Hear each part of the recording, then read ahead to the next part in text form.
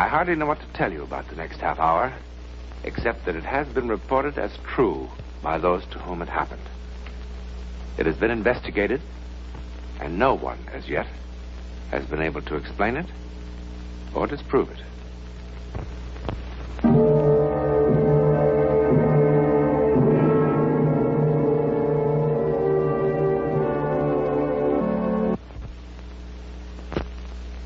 Stern, Harold, age 53. Died April 14th. No known next of kin. Who could explain the inexplicable events in the life of Harold Stern? Certainly what happened to him and to those involved with him has never happened before, and certainly will never happen again.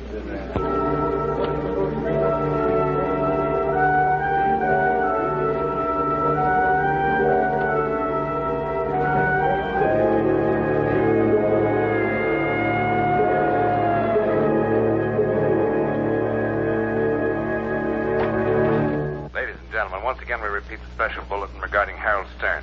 It is very urgent that Stern, whose last known address was 127 West 16th Place, repeat 127 West 16th Place, be located at once. Anyone knowing his present whereabouts is asked to immediately contact...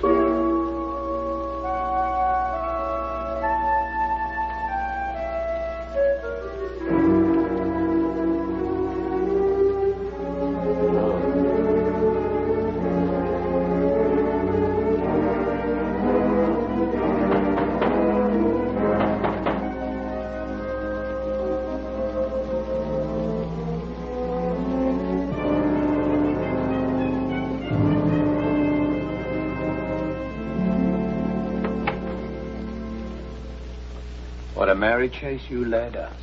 I beg your pardon? We've been tearing the city down looking for you, Mr. Stern. Afraid you made a mistake. My name is Jordan.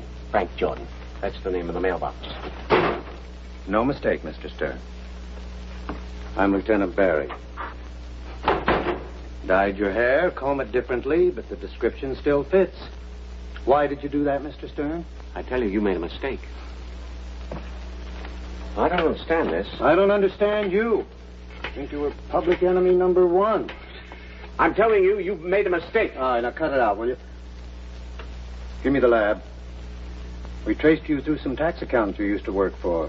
Manager said you had pledged him to secrecy. But in a case like this, this Lieutenant Barry, we finally located Harold Stern.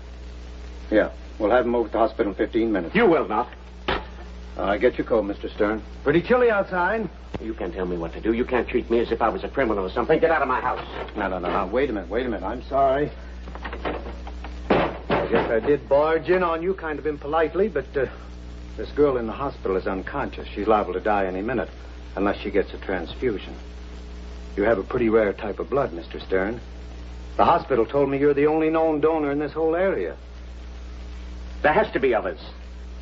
Instead of wasting your time here with me, why don't you go out and find some other blood donor? No time. You're going to have to find somebody else. Didn't you understand me? The girl is dying. I'm sorry, but... She's just a working kid, but if it's money, I guess she can... Oh, it's not money. I never took money. Then what is it? I don't have to explain. Look, it's nothing to give blood. Thousands of people do it every day without any trouble. It isn't that. Then look at this card. Now look at all the dates. In the last 15 years, you must have given blood, 25 times? 31 times. Well, then you know there's nothing to it. Is there anything on that card about my giving blood the past 3 years? That's when you dropped out of sight, isn't it? I don't want to talk about it. Yeah, changed your name, moved clear across town, warned your friends not to tell anybody? Now, look, Lieutenant, I've got a lot of tax work to complete tonight. Instead of wasting my time and yours, why don't you go out and find another blood donor?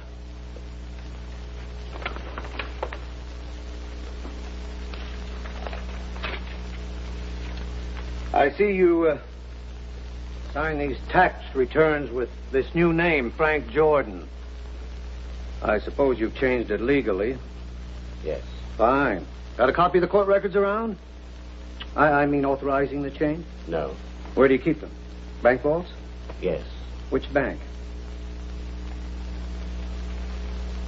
Well, to be perfectly honest, I haven't got around to changing it legally.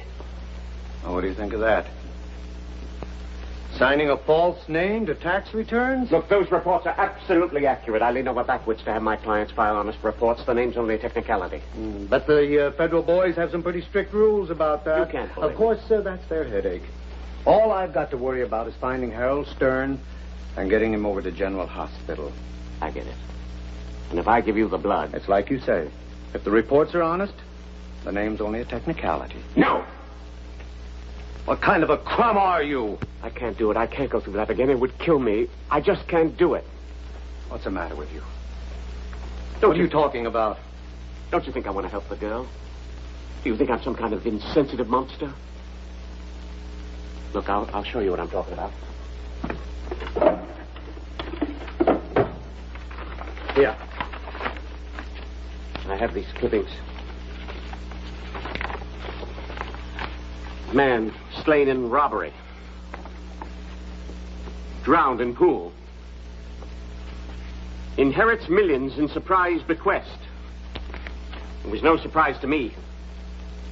Inherits millions in surprise bequest. Man slain and robbed. What are these?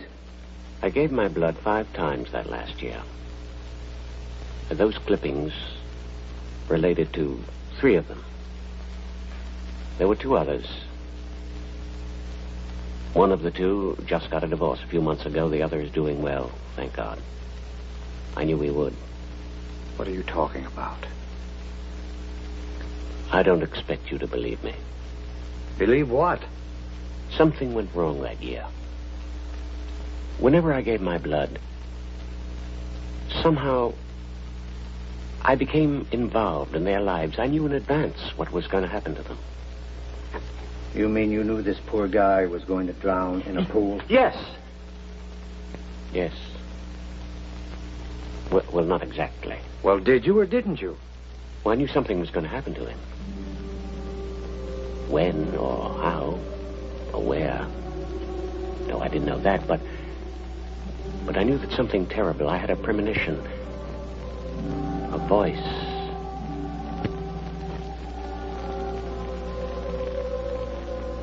I don't care whether you believe me or not.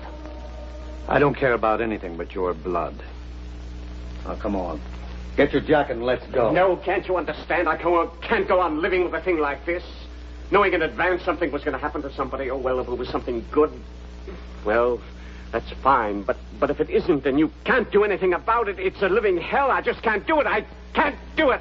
Now, there must be some other blood donor with my type. You've got to find him. Williams, come in here a minute. We're taking Mr. Stern down to headquarters. Booking him on a charge of using a false name on government documents. I'll call the hospital and tell them it's all off.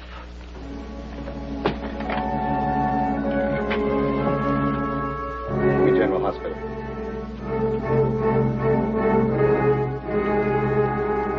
I'm sorry. Get in the car.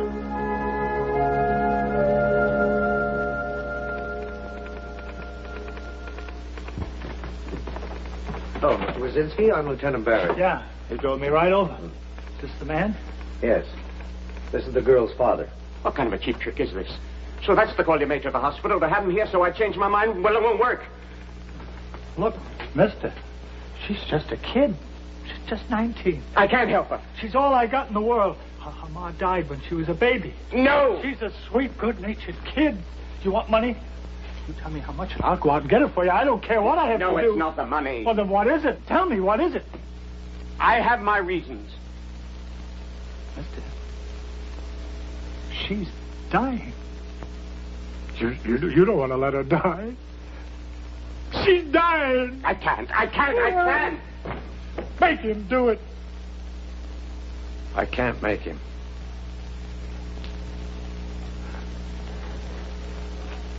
You're just gonna let her die.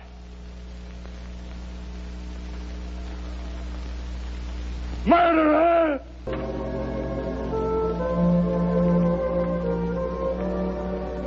Mr. Stern? Yes? Well, I just came by to thank you.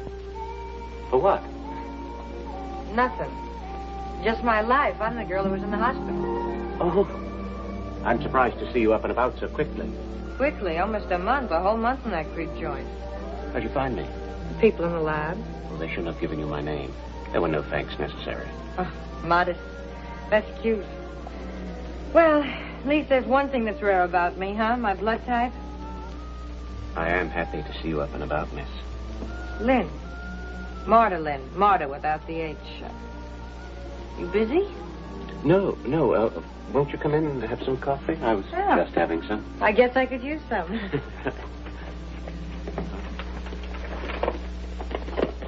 You still weak?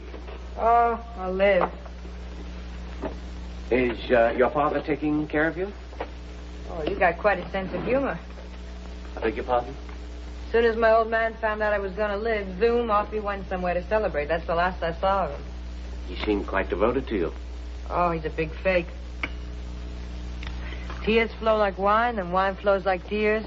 He's been celebrating one thing or another since 1940. I mean, like World War II, the flu epidemic, recession. Well, he'll come back crying, but only if he finds out I've been hit by a truck or somebody shot me. You shouldn't talk that way. Why not? What's the big tragedy? Nothing like that's going to happen to you. Oh? How do you know? I mean, you shouldn't be morbid. Morbid. Who is taking care of you? Same person who's been looking after me since age 10, me. Hey, you got any sugar? Oh, sugar. Oh, do you know anything about the kitten club? Kitten club? Yeah, I got an appointment for a job there. It's on this side of town. No, I don't think I know. That strip joint over on 7th Street. Strip? You mean you, Oh, no. I'm just a camera girl, but thanks for the compliment.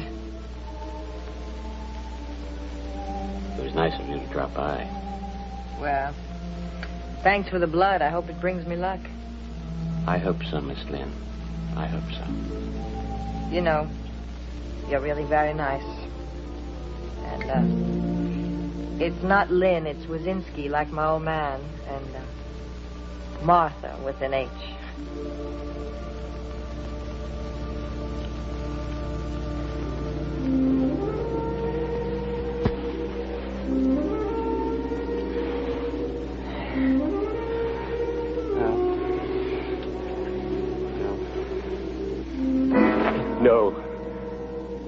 No, please, God, no.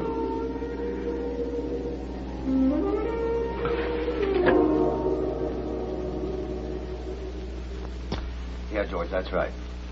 Yeah, I'll meet you at court 9:30 in the morning. Well, both the men will be there. Where's the girl?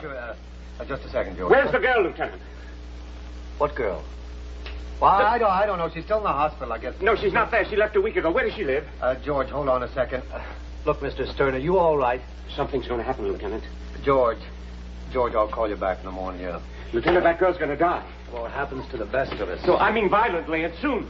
At your little crystal ball? I tell you, Lieutenant, this is no time. How's she going to die? I don't know how. Mr. Stern, maybe you ought to see a doctor. Please, where does she live? I don't know. Call the hospital. You call the hospital. I did. They wouldn't tell me. Mr. Stern, it's late and I'm tired.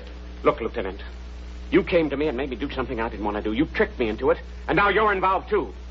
All right. Do you want to play crystal gazer? Fortune teller? Get me General Hospital. Take it easy. Relax. Boys, I would like to come busting into a person's house. That's all right. Just take it easy, lady. Get out of here. No answer. She's in there. She came in a couple of hours ago, and I didn't see her leave. Well, she's not in there now. Come on, I've wasted enough time. It's the silliest thing I've ever heard. Yeah. She's in there. Wait! But I smell gas. Gas. Gas. I know it's gas. Got your pass key? Downstairs. Well, get it. Go back to bed. It is gas.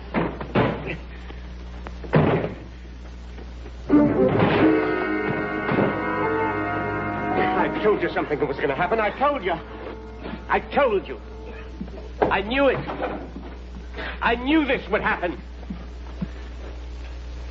She's perfectly all right. Come on, let's get her out of here.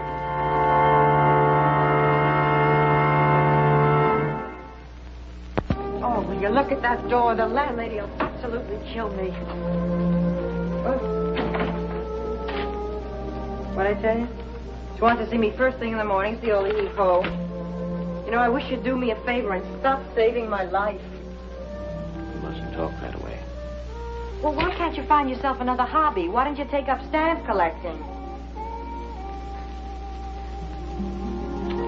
You want a cup of coffee? Don't you think it's too late? Oh, it's too late for a lot of things. That dumb lieutenant with all his funny questions. It was an accident. It was. Of course. Oh, don't say of course like that. If I was going to kill myself, I wouldn't do it with a lot of smelly gas. Besides, I'm always having accidents. A couple of nights ago, I fell asleep with a cigarette in my mouth, burned a hole in the blanket. Oh, wait till Mr. Summers sees that. You must be more careful. Why? Couldn't the world struggle along without me? I mean, if it really tried. What made you stop by tonight, anyhow? Want to see how you were? No change. Still lousy. Get that job as a camera girl. No. Don't you read the papers? Some more of the famous Wazinski luck. That very night, some hold-up guys shot up the place. Now they're closed down for repairs. Want to get a job in a place where there's so much danger? Danger? You shouldn't. You really shouldn't. You shouldn't. Look, Mr. Stern, you just gave me some blood. You didn't adopt me.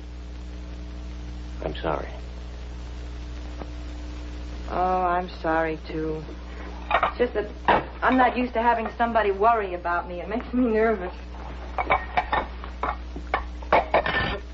I've got an idea. What? I'm a tax accountant, you know. So? Can you type? I'm hardly the secretarial type. Well, really, it doesn't matter very much. I mean, if you can print carefully with pen and ink. You offering me a job? Yes. Why? Well, I feel a sort of responsibility for you. Why? Just do. You really mean that, don't you? Yes. For crying out loud. Look, it would be easy. You could move into my house, and then we... Oh. Oh, no. No, Please don't misunderstand me. You see, it's not a very big house. But there's plenty of room. I could sleep in the attic or even get a room next door. I just thought it would be easier. Will you do it? I'd very much like to help you. Well, I sure don't have any better offers, and it'd be a pleasure to get out of this dump. Thank you, Miss Lynn. Wazinski. Wazinski. I thought guys like you went out of style a couple of centuries ago.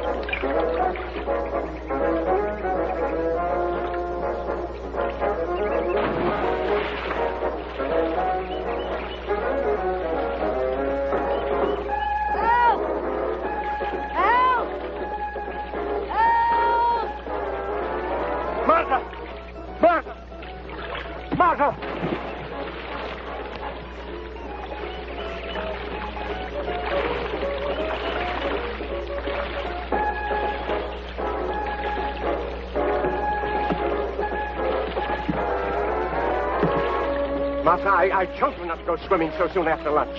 Well, you asked me not to do so many things. I lost track. Besides, I was only kidding. I fooled him, too. Oh, your friend looked a little upset. I thought I'd make like a hero. Why should I be upset? Thank you very much, young man. For what? Big laugh. I swim 10 times better than he does. Oh, yeah? Prove it. Please don't go in. You might get a cramp. Go under. This don't do that routine is beginning to bug me. Now, will you let go? Martha, please don't go in. I'm getting a little bored with being treated like a 6-year-old child, Mr. Stern. Martha! Martha!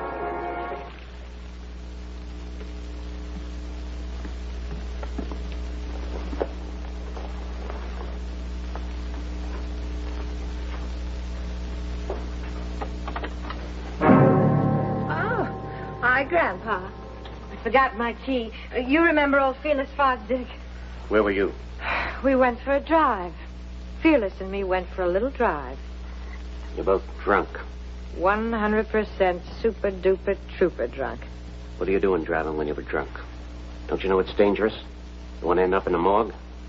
Worry, worry, worry. You know, you're like a little old lady sitting in a rocking chair worrying about this and worrying about that. Get out. Just a cotton-picking second, Grandpa. I did something wrong. I do more things wrong. Go to bed! Wait outside. Maybe I ought to go. You better wait outside. Okay, Gramps.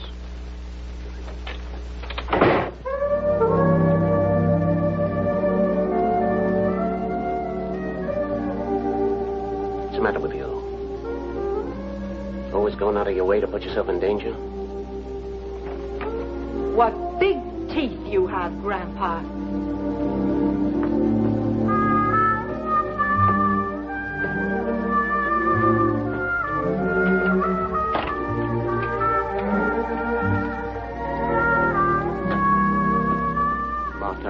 I'm sorry.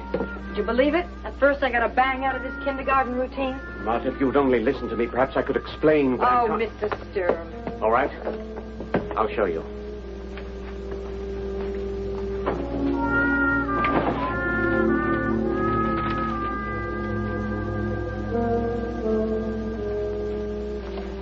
Martha, I want you to look at these, and then you'll understand what I'm trying to say. Martha, please look at these. I can't let it happen to you. Every one of them. I knew what was going to happen to every one of them, both the good and the bad. Martha, I know what's going to happen to you. So do I. I'm leaving. Unless we do something to prevent it, Martha, you're going to die in a terrible way. Now knock it off, will you? Believe me, I know. Marta, are you coming or not? He's waiting for me. If you go with this young man, something will happen. I know it will. Martha, please, look at these. Will you please stop acting like this? It's embarrassing. Don't you think I know why you're doing it? What are you talking about? Oh, at first I thought it was cute, but who's kidding who, Mr. Stern? You're 25 years older than I am. What do you mean? You know what I mean. Now stop acting like that. What do you mean? What are you talking about? You must believe me. You just must believe me.